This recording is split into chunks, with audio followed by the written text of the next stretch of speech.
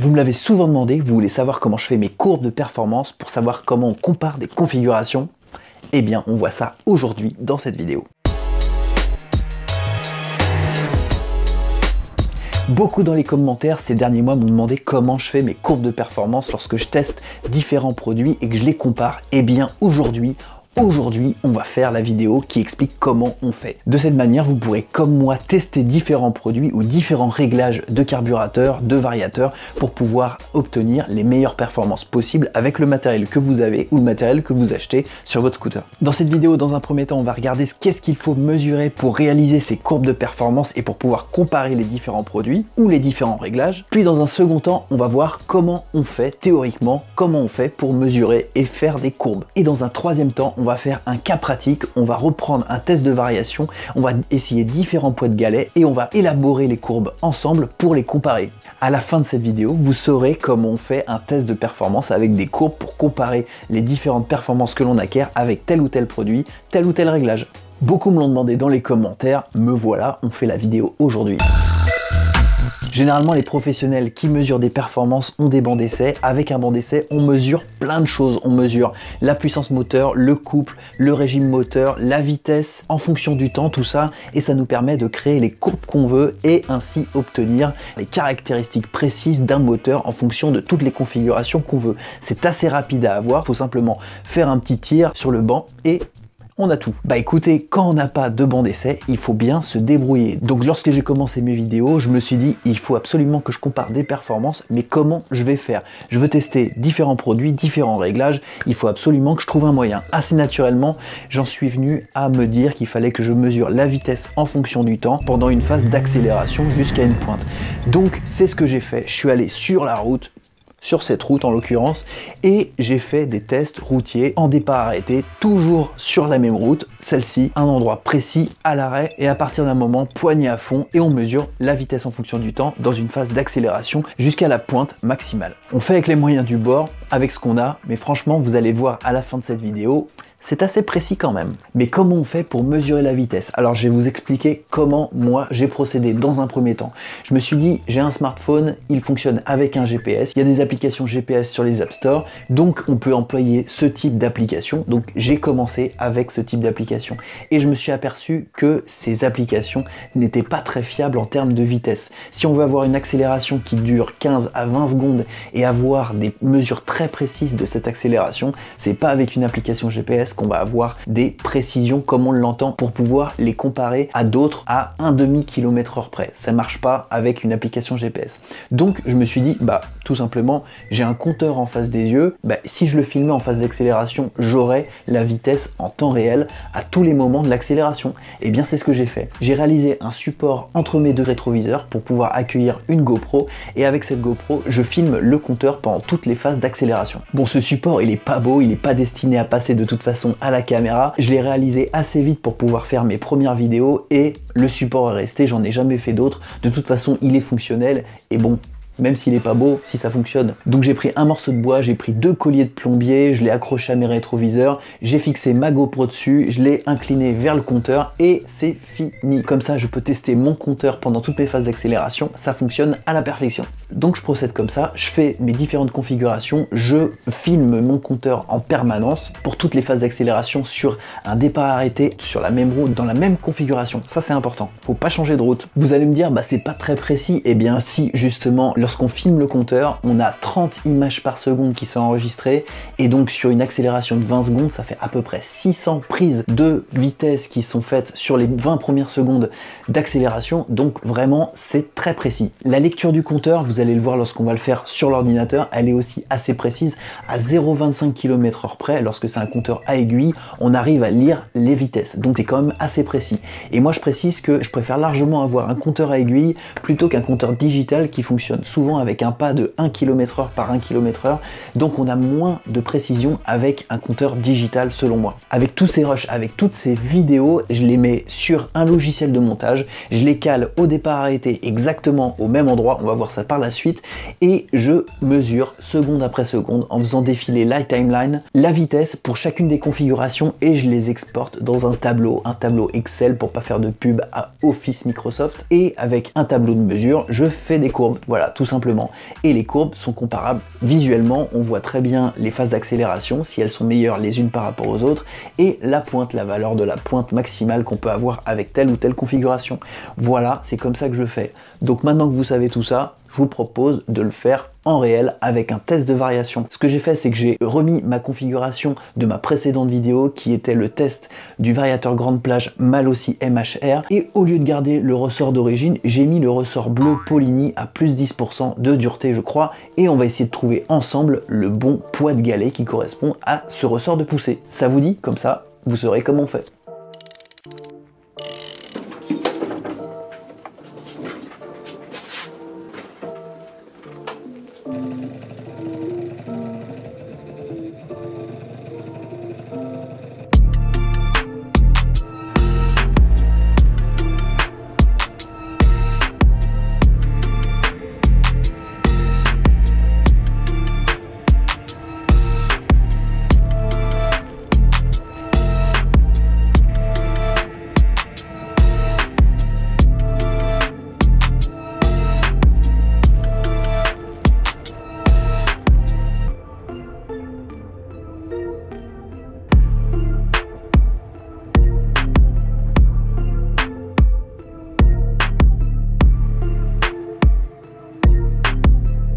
Ressort bleu Polini 7 grammes. 8 grammes ressort bleu Polini. Kit variation grande plage Malossi 9 grammes.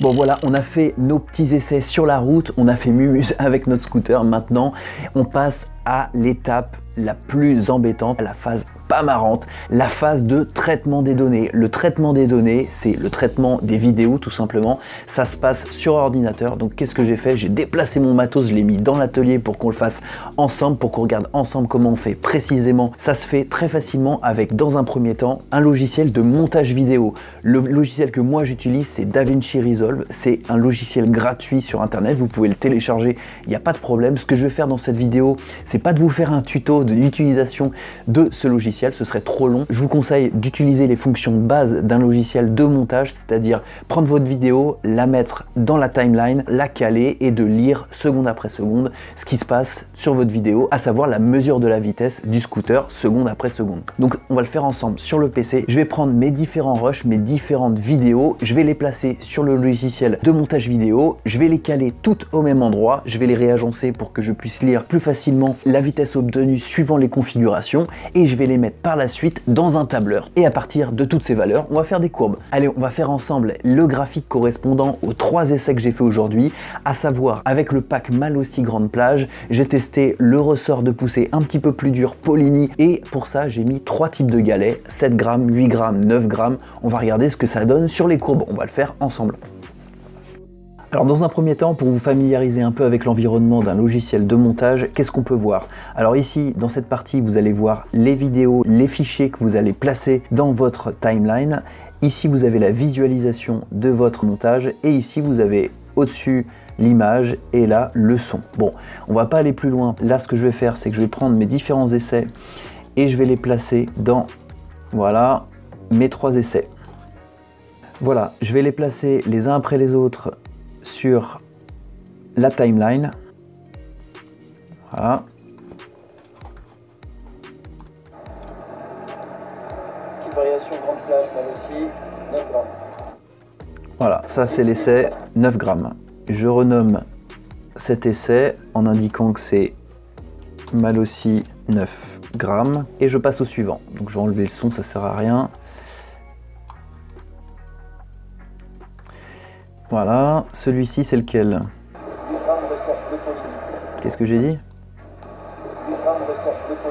Voilà.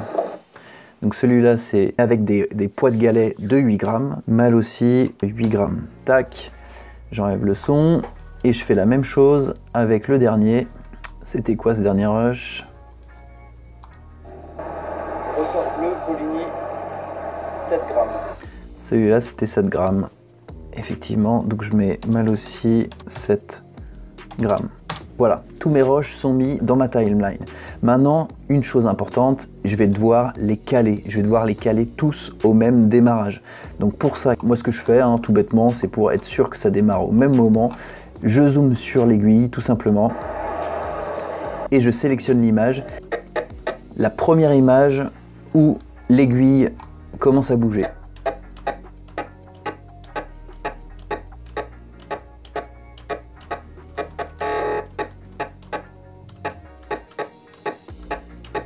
Voilà, c'est celle-ci.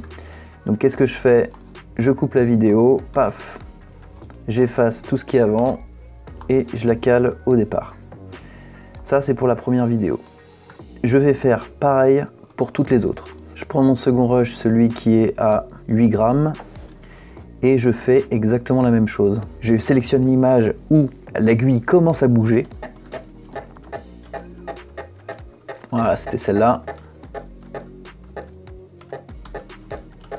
Voilà, c'est celle-là. Je coupe l'image, j'enlève tout ce qui est avant et je la cale au démarrage. Pour la troisième vidéo, les 9 grammes, je fais exactement la même chose. Voilà, c'est celle-là. La première image où l'aiguille commence à bouger.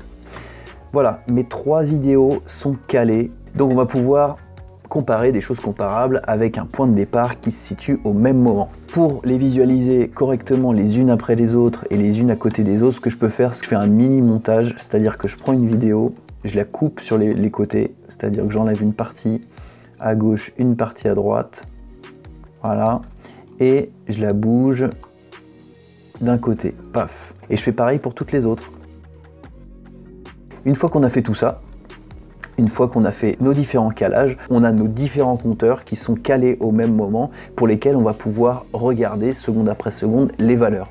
Alors ça c'est assez simple, ici sur l'écran vous avez en fait la durée de la vidéo. En fait nous on va se servir de ça, on va sélectionner à 1 seconde, on va sélectionner ensuite au bout de 30 images à 2 secondes et on va lire les différentes vitesses en zoomant précisément et en déduisant la vitesse du scooter, autant t égale 1 seconde, t égale 2 secondes, t égale 3 secondes, et ainsi on va rentrer ça dans le tableur et on va faire notre courbe. Donc on va le faire tout de suite ensemble.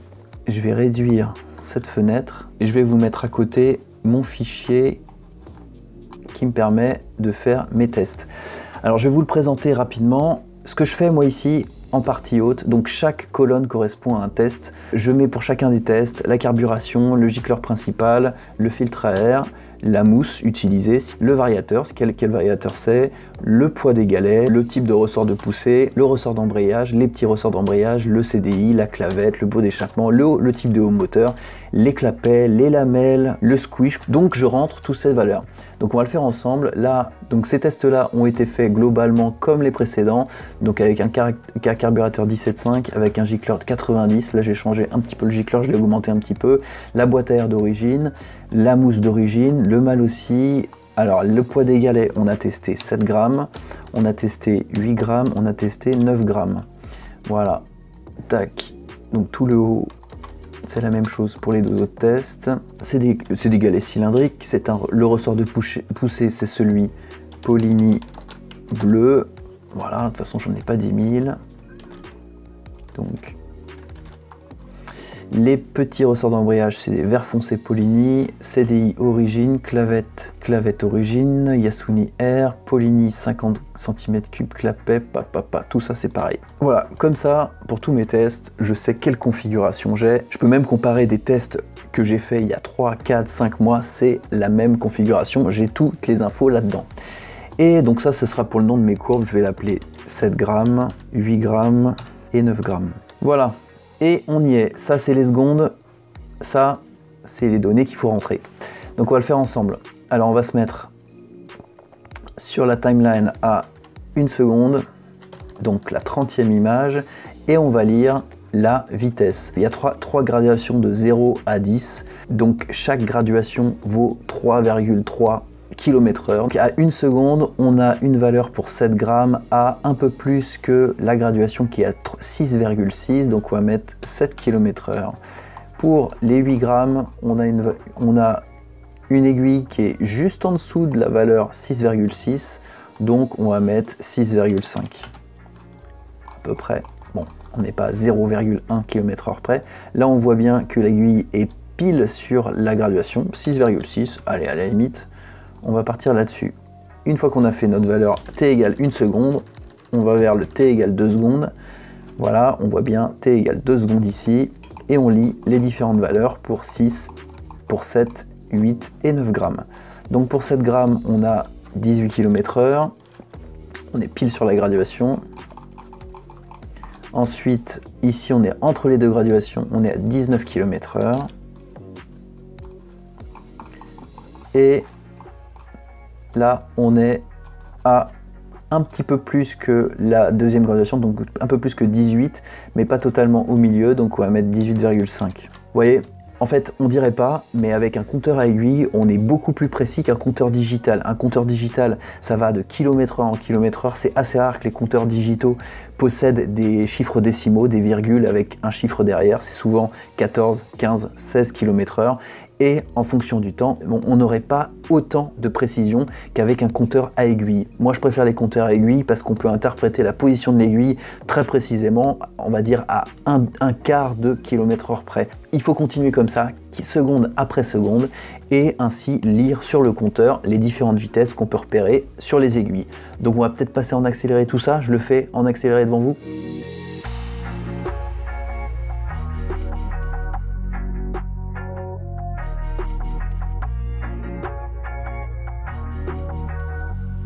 Donc voilà, j'ai fait les 22 premières secondes de la phase d'accélération, ce qui correspond généralement à la phase d'accélération standard que j'ai sur 400 mètres. On va regarder tout de suite sur la courbe ce que ça donne. Du coup, j'ai fait ces 3 mesures ici. Donc ça, c'était les dernières mesures que j'avais fait. Donc on va agrandir le tableau. Paf, on va cacher les 3 dernières coupes que j'avais fait sur ma précédente vidéo. Et on va mettre en un peu plus gros, je remets en forme un peu les courbes pour les voir de plus près. Donc je mets une couleur bien vive, bien rouge, voilà. Ça va être du 7 grammes et celle d'au-dessus, ça va être, on va le mettre en orange, bien pétant. Voilà. Et j'obtiens mes 3 courbes, le 7 grammes, le 8 grammes, le 9 grammes. Qu'est-ce qu'on peut en déduire avec ces 3 courbes? Eh bien que la phase d'accélération est globalement identique, sauf pour la 9 grammes. On voit bien que les galets sont trop lourds pour du 9 grammes, pour le ressort de poussée bleu. On voit que à partir de 70 km/h, ça se décroche. On voit que le 7 grammes est trop léger, la courroie ne monte pas dans le variateur, la force centrifuge n'est pas assez conséquente pour contrecarrer la raideur du ressort de poussée bleu. Donc ça sera au-dessus de 7 grammes qu'il faut chercher. Par contre, on voit bien que 8 grammes, ça commence à ressembler à quelque chose. La courroie a l'air de monter dans le variateur complètement. Donc 8 grammes, ça a l'air de marcher. Il faudrait faire des tests autour de 8 grammes pour voir si la meilleure performance est obtenue pour au-dessus de 8 grammes ou inférieur à 8 grammes. Vu la courbe du 9 grammes, moi je pense que la vraie valeur, le bon poids se situe entre 7,5 et 8 grammes. Il faudrait refaire des tests intermédiaires pour le faire. Voilà, c'est vraiment pas compliqué de faire des courbes, vous voyez, avec un logiciel de montage et un logiciel type Excel, on fait tout ce qu'on veut. Pas besoin de banc d'essai, ça coûte beaucoup moins cher. Par contre, on n'obtient pas les mêmes choses, ça, je veux bien le dire.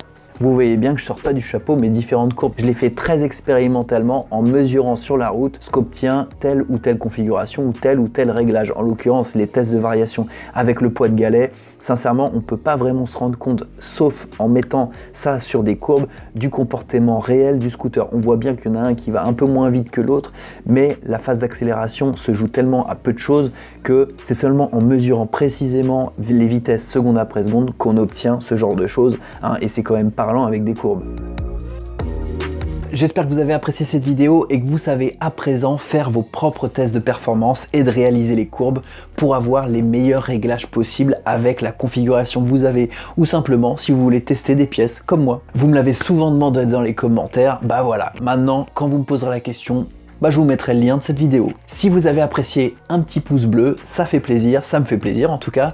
Et si vous n'êtes pas encore abonné, n'hésitez pas à le faire, actionnez la petite cloche ou appuyez sur le logo en bas à droite de l'écran. Ça revient au même, vous pouvez ainsi vous abonner et être au courant des prochaines vidéos que je poste. Si vous aimez cette chaîne, n'hésitez pas non plus à partager. Moi, je vous en voudrais pas du tout en tout cas. De cette manière, ensemble, on pourra tester toujours plus de pièces, toujours plus de réglages et ainsi faire vivre cette chaîne qui grandit de plus en plus. J'en profite aussi pour vous vous dire qu'avec mon partenaire Scootfast, vous avez moins 5% de réduction sur tout le magasin. Donc n'hésitez pas à utiliser le code promotion qui est ici. C'est toujours ça lorsqu'on a des achats à faire. Vous avez peut-être pu voir que Scootfast m'a préparé un énorme colis qui va arriver d'ici peu chez moi.